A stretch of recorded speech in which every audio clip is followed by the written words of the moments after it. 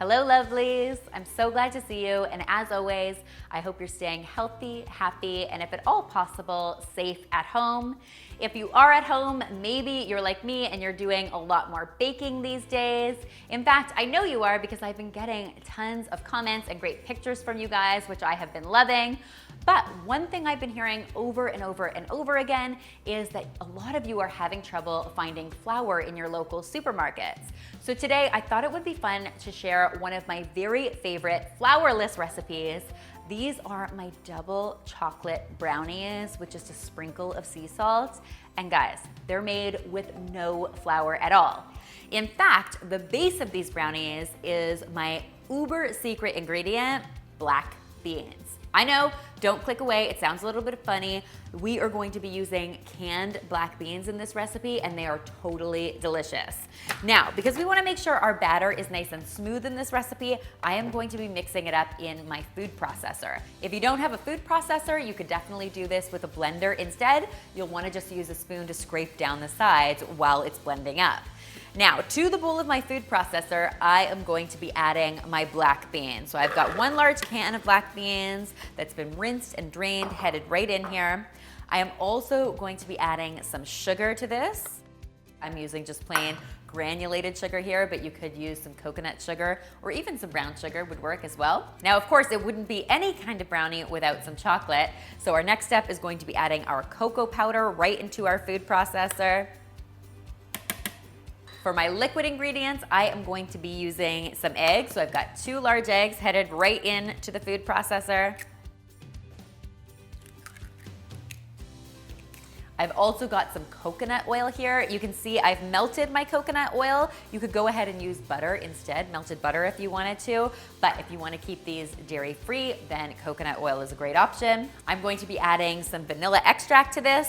A couple of you asked me in my banana bread recipe whether you could leave the vanilla extract out. And the answer is almost always yes when it comes to baked goods. Vanilla extract is not a necessity, but what it does is it really enhances the flavor of all of the ingredients around it.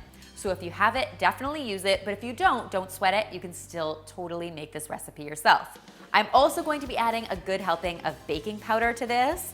That is going to help give our brownies a bit of lift. And finally, as with any sweet dessert, we wanna make sure we're adding a little sprinkle of salt, which helps to enhance those sweet flavors. Then, lovelies, it's just a matter of popping the lid on our food processor and we can get this blended up. Little food processor dance.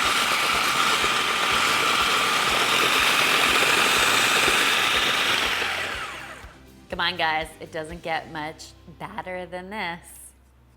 A batter pun. A bad batter pun. And then it's a matter of just transferring our batter to a bowl. And then the final step before we get these baking is going to be adding our chocolate chips. Now, the chocolate chips in this recipe are totally optional, but if you can add chocolate chips, the real question is, why wouldn't you? I will also tell you that I have made these very same brownies using all sorts of different mix-ins. I've done marshmallows, I've done caramel chips, I've done peanut butter chips, all work really well. I've done every kind of nut. I've done pecans and walnuts, and even crushed peanuts are super delicious. So you've got tons of great mix-in options. Today we're just going to keep things really simple with just some chocolate chips. We'll fold those in, and then this batter is ready to be transferred to our baking dish. Now, to bake these brownies, guys, we have a ton of great options. The first option, of course, is going with a traditional baking dish like this. You'd be looking for something that's about 8 by 8 inches. Really, really classic, super simple. I always recommend lining a baking dish like that with some parchment paper just to make your brownies a little easier to lift up and cut out. The other option is doing them individually like I'm going to do today. Now, you can do this in ramekins like this. If you have some of these at home, you can make about 6 of them with the batter that we have here. But my personal preference is always to make this recipe with these adorable, teeny tiny mason jars. So I love these mason jars for so many reasons. These are 125 milliliter. Again, if you don't have mason jars, do not worry about it. You can definitely make these in a couple different ways, but the mason jars are adorable and they make individual servings. So I want to start by greasing my mason jars liberally with just a little bit of coconut oil on a paper towel. It's just gonna help prevent anything from sticking. Again, if you don't have coconut oil, butter will definitely do in this job as well. And I'm just going to sort of get the inside of each of my mason jars greased up. And I'm just going to fill each of my mason jars about, let's say, 2/3 of the way up. There is some baking powder in here, so you are gonna get some nice lift. You wanna make sure it's got a little bit of space.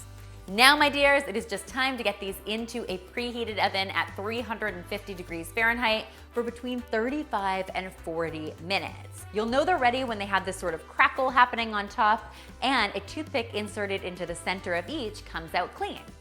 At this point, you'll need to wait 5 or 10 minutes to allow them to cool a little bit because of course the mason jars themselves are super hot.